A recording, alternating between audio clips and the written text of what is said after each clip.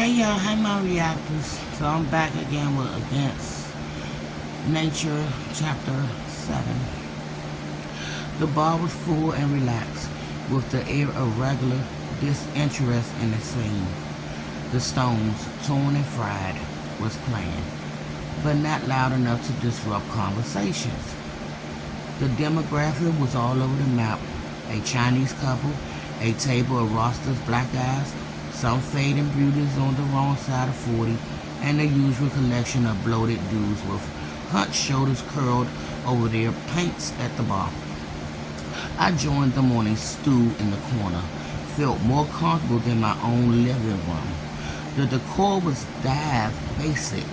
Neon bisque signs at the only art warm bar, low ceiling, and a few formica tables with mismatched chairs behind the stools. There was a drum set and two guitars standing unused on a tattered green rug in the corner. Above the cash register behind the bar, I noticed the only personal touches. A cheaply framed black and white photo of a large woman heaving a javelin. Above that, mounted on hooks over the mirror, the spear itself. The bartender took her time making her way over. I didn't wave or force eye contact. I wanted to establish myself as a patient sort, in for the long haul. When she reached my corner, she jutted her chin, waited for my order, a hoofler and a maker little ice. She turned without reply and began to pour. She was wide, tall woman dressed in a loose black frock. Hands like a man, her left swallowed up the pint glass as she pressed the tap with her right. Handsome was the proper word for her type of female face. Strong jaws, strong German nose, hard blue eyes. Her hair was auburn and pulled back in a careless ponytail. 16, she said. Start a tab, I asked, offering a card. She shrugged, took it, left me with my drink. I forced myself to sip them slow.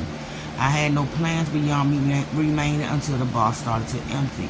Then I ventured some chat with the bartender, whose identity was confirmed soon after my first maker. When a regular two stools down called over for Yuli. Yuli Kruger, me Max, called beloved. Once upon a time, behind the wall, they were doomed and dope lesbian world-class athletes, cut adrift after their playing days. Now, all grown up, they were husband and wives. Properties of low-key. Downtown bar, where all felt welcome. The romance of it, the long hours of Trump to normalcy, was touching.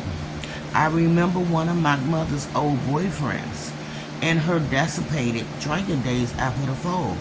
He was a cokehead Turk with wild moves and a warm heart. He owned a bar off the Boyer. I couldn't remember his name or the bar, but I also always remember a piece of wisdom he once shared while serving me underage after he packed mom off in a cab to pass out. Duck, he preached. Owning a bar is one of man's most notable endeavors because no matter how bad things get in the world, if you have one, you'll have a place where people can come to raise a glass and forget their lives and at least laugh for a little while. I raised mine at the memory, then raised my hand and ordered another. Yuli returned with wordless refill. Her manner behind the bar was unsmiling, but not unhappy. On her side of the tap, this was work, not playtime, and she did it with unhurried efficiency. She sipped water from a pint glass and granted an occasional crack of a smile for a witty regular or two. She began to grow more attractive as I watched her work. Part of it was the inevitable softening of standards from the booze, but more than that, there was something about her, a dignity in her movement. Though everything but lift, she moved through her space in a smooth, almost sensual way. I remember her past as an elite swimmer, one of her country's highest performance guinea pigs. For some athletes, no matter the ravage of time, the body never loses grace of movement. The back stayed straight, the shoulders rolled back, the body was forever aware of energy expended. We were part of the same tribe. In my own damaged youth, I was once a swimmer of promise too. It would be my end when the time was right. If she read the tabloids, she probably heard of me, or at least remember the case of Charlie McKay, the devil in a Speedo, so she said to Post. Midnight slid 2 a.m. over the course of silently sipped whiskey and beers. I was feeling rather fine, a nice buzz. Kaz was back in my life, and I was back on a trail on a pro bono basis. As the bar began to clear, Unity's musical taste became more eccentric. I recognized Claus Nomi cover of You Don't Owe Me, and otherworldly Sinister was arriving in East Village from Barrier in the 70s. Claus sang backup for Bowie and slept with every boy in town before falling to AIDS in the 80s. Now he was a cult figure for cool kids who missed the edgy, arty days of a downtown they never knew. I used to deal to an aging drug queen that claimed he knew him. I was smiling at the memory, nodding along to Naomi when Yuli approached, granting her first acknowledgement. You know Claus Nomi, yeah? She asked. Brings me back. I said, to what? Life? She reached behind her and grabbed the neck of the maker and refilled my glass. On house, she said, for Claus. I raised it and the thanks, took a sip. She lingered. I was about to play my fellow swimmer card, blurred out an intro when the bar door opened and in stumbled a drunken Beats. He staggered through the entry with a leering recklessness that shattered the room kind vibe. I felt Yuli tense at his presence. She stepped away from me and braced herself. The beast scanned the room with blurry eyes. All that was left was the table of the rosters and myself. The black eyes gazed back under heavy lids, then tipped back the remains of their beards and universe, and moved to leave. They seemed to recognize him and didn't need the drama. Who needs a drink? Shouted the beast. But they were already moving towards the door. Yuli had her arms crossed behind the bar. He didn't seem to notice me raise my empty glass as inches to accept the offer. I sized him at about 6'3", 250 pounds or so, but he identified bigger. Like a retired linebacker now lost in the fall of pills and concussed memories. He was dressed in a wide jean work boots and a worn black sweater that would have fit across the chest of a bull. His head was shaped like a Halloween pumpkin, lumpy and carved into something both frightening and ridiculous. The features were all oversized and mishap. Face and scalp were covered with the same length of patchy stubbles. His movement made you think of falling china. Carl, said Yuli. Go home. Carl Kruger snorted and weighed down and around the bar and helped himself to a pint glass and a bottle of Jameson. He poured it half full, glumped at the amber, and wiped his mouth with a meaty full arm. Yuli pushed past him. She started gathering her things by the register. The electricity between husband and wife crackled on the verge of ignition. Neither looked in the other direction. Yuli tossed a purse over a wide shoulder, circled the bar to leave. You close up, she said. Fortes, said Carl. Then the door opened and shut, and it was just the two of us. Carl seemed to deflate in her absence. His shoulders sagged with a heavy exhale. He shook his big pumpkin head and tried to rub some clarity into his watery eyes. He grabbed another pint glass from the shelf and poured himself a bud from the tap. He was slurping it down when he seemed to notice me for the first time. What can I get you? He asked. Another hoof and a maker would be great, I said. Yield, he grumped. I watched him pull. He sagged and swayed against the taps at claws. Naomi continued to serenade us like a chrono alien. He pushed the drinks before me, held up his glass and said, Prost, drained it down and poured himself a refill. Sorry about all that, he said, waving towards the door. The wife, you know. Rough night, I asked. Janu, he said. Rough night, rough week, rough life. I can relate. He turned and sized me up, took the measure of just how much I could. My look back seemed to satisfy him. She's happy. He raised my whiskey. This helps, I said. Ooh, this book is long. Jaw, so it does. He came over and poured me another, helping himself to the same. Carl saw me looking over his shoulder at the javelin mounted above the bar, the framed picture beneath it. Another life, he said. Well, who is that? I asked. Something passed across that ruined face. It was covered by glasses, more beer sludged down his throat. When he sat down, he signed and said, She is no longer with us. I'm sorry. Carl pushed away my condolences like a bad meal. No, sorry. It was time. It was a long time ago. He went back for the Jameson, stopped mid-pool and tilted his head at the music. What is this shit she playing? Claws know me, I offered. I know who it is, he said. I'm German, Ja. Our music is shit. He knocked back the Jamie, found the iPod by the register and scrolled for something more suitable. Motorhead's Ace of Spades began to rip through the bar. Carl turned it up. Venturing conversation over Lemmy was pointless, so I just watched as he placed both hands over the tap and began to rock his head and sing along to the metal. The chase is better than the catch came next, and Carl cranked it even louder. I never been much for the hard stuff, but like many, I harbor a fascination for Lemmy Kilmister, the ultimate speed fuel, bottle-a-day rock star. Somehow, despite his best effort, the hard-living bastard had made it just past his 17th birthday.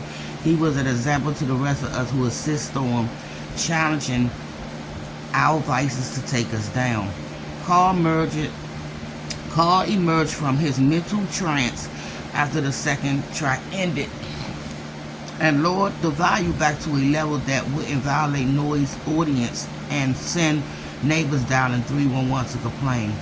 Despite his rapid refill of Jameson and Bud, he seemed more sober now than when he had arrived, and his head banging had mellowed him. He came back over. So what do you do? He asked. I find things, I said, then realized it had been a long time since I found anything I could be proud of. What sort of things? People mostly, whatever folks pay me to look for, like a private eye job. I guess, I said, I'm not official. I don't have a gun or fancy spy toys or anything like that. So who hires you then? Rich woman, I said. Carl liked that. He raised his glass, waiting for me to do the same. We clicked. To rich woman, he said. Prost. We drank. I thought of Julia and that big, beautiful apartment. It was beginning to feel something like home. And her kid, Stevie. I missed those two. I missed that life. What was I thinking? Turned my back on that piece. It has everything a man could want: sex, security, fulfillment, and as a father figure, even health. In my time with Julia, I hadn't touched the amber, didn't drink anything harder than good red wine, hadn't done a drug harder than weed since I started teaching Stevie. The life had, well, maybe not everything. It lacked a certain dignity, perhaps. I spent years trying to renounce ambition as the deadliest of sin. I took pride in never seeking work. I let the cases, though rich woman, find me, but that was just passive-aggressive ego and whiskey-soaked laziness. I longed to be pointed in a direction like a hound on a hunt and told to sniff and howl until I found it. So what are you looking for now? Asked Carl. I waited until he made eye contact. Then I said, I'm looking for you. Too forward, perhaps too cute a move to pull on a drunken beast behind a bar. I'm almost finished. I was out of practice and maybe the booze altered my judgment. We had been getting along so well, but Carl didn't hesitate. He flung his pint glass at my head like a fastball aimed at brain damage. He grazed my ear as I dodged and it shattered against the door behind us. The stinging contact that sparkled instant sobriety. I was up off my stool and braced for Carl onslaught before he could reach for another glass. He let another fly, and this one I stepped past easily. It exploded behind me next to the first one. Wait, I shouted. Wait, I'm here about Victor. Hearing her name, Carl flung one more glass, then turned and reached behind the register. He came out with an old German Luger and pointed at me. The gun looked like an antique relic that hasn't been fired in ages, but it did not shake in Carl's hands. Victor is dead, he said, and you know, and you will be too if you fuck with me. I raised my hand, moved back towards my bar stool. Can I sit? I asked. I'm not here to fuck with you, Carl. I'm investigating his death. I'm sorry for setting you off. That was the wrong way to begin. I pulled out the stool and sat down, put my hands back in the air. The 9mm hole at the end of the pistol stared straight into my eyes. A short black tunnel with death cool at the bottom, waiting for a touch of the trigger. He held it like a man familiar with firearms. I looked back like a man familiar with guns being pointed at him. We had our standoff, then Carl lowered the lugger and said, talk before I shoot you. My partner think he was murdered, I said. She was his girlfriend. Her name was Cassandra. Do you know her? He shrugged. Maybe. Has she been here before with him? She told me. Carl swept the gun up and pushed the barrel of the lugger against my forehead. A twitch of that drunken finger and I had a bullet launched in my brain pan. Carl, please, if you let me. Call her, he said. Let me hear from her. I glanced down at my phone on the bar. Okay, I said, no problem. Could you please lower the gun while I'm down? He removed it from my forehead, but kept pointing it at me. I showed him the screen as I opened my contacts and scrolled to her name. See, I said, Cass, she's my friend. I can show you our text, too. Carl snatched the phone away from his free hand and put it to his ear. He frowned as he listened. Straight to the voicemail, he said, too bad for you. She's upstate, I said. There's no service up there. I've been trying to reach her all night. He considered that, tossed my phone back on the bar, and lowered the gun. She's at Victor's, he asked. No, I told him. It sounded like Victor's sister, Susie, and her at the house. She threw us off the property earlier today. You met Susie, That shit crazy. That one. Juno, both of them. He's the one who jumped off that waterfall. Cass think he was pushed. Carl shook his head. Pushed himself, maybe, he said. Why would he do that? I asked. He was writing about you, isn't that right? Gino, what about? Carl nodded towards the picture behind the bar. The javelin above it. My old life, he said, when I was her. What else? What else, he asked. All of it. Those who fed me pills. Okay, y'all. Stuck needles in me when I was young. Made me a big, strong champion. It's a horrible story, Carl, but Cass said, horrible? No, it's a sad story with a happy ending. Yulia and I, we made it out. We built a life. We loved each other. He paused. Remember the scene I witnessed earlier. Despite our little argument, Jay, I had not been so good since Victor died. Cass mentioned there was something more, that the people who abuse you are still out there. She think maybe you told Victor something that got him killed. They are still out here, Jay, of course. He said, no one was punished, not really. A few small fines slapped on the wrist. When the walls came down and it all came out, the doctors, the coaches, they left and found new jobs in the new countries. They were very smart. There are many opportunities for smart guys in sports. Lots of money, improving performances. He reached for a clean pint glass on a shelf that had been cleared considerably since his arrival. Pulled another buzz, swallowed half in a glump. As for Victor, I guess it became too much. He fought the depression. You really think he jumped? Of course. They said it was suicide. Another glump finished off the beer. He turned for another refill. If they think it was anything else, why would they not look into it? Because Cass hasn't told them everything, I said. It sounded like Victor was being threatened. It sounded like the two of you were talking about exposing some very powerful people. He smirked down at me and said, your partner, Cassandra, she's very beautiful, very sexy, John. You have a thing for her, don't you? You'll do whatever she asks. She say someone killed her boyfriend, she called you, fed you the scent, and sent you out hunting. You are her bird dog. The truth of his assessment perhaps meant critical find me with pride. Who else could she call? Only her faithful duck. I looked down into my empty glass. Carl didn't need to be asked. He refilled it while I relished his words. I tapped the bar, asked if I could use the men's room. Why do you need my permission to piss? He asked. I looked towards the leather, still hanging forgotten in his hand. Bite it, he said. I put it away. Do what you must. I climbed off the stool and moved towards the back. After the jolt of adrenaline sobriety, the accumulated booze reasserted itself. My head was a fog of amber and hawks and troubled vision. The imprisoned landscape of Kruger youth, a well-trained captive stuffed with pills and pricks with needles until he could throw a spear further than anyone. The thought of Victor, final moment in flight over those foes, pushed or not, the terror would be the same. For a few accelerating seconds, the fact of death would have rushed through him before impact on the rocks below. I locked the door and unzipped and heard Lemmy return at high volume outside. Couldn't make out the song, chainsaw guitars, and the ground roar of the hard-lit lyrics. Cass had spent time here. Carl knew her, a fact she failed to mention. I pictured her seated regal in black at the bar, chatting with Yuli while Carl pulled out his life story to her boyfriend. Perhaps they double dated on trips to the city. The dominatrix and the damaged writer, the striping German couple of unlikely origin, a fine foursome fit for a downtown of lost days.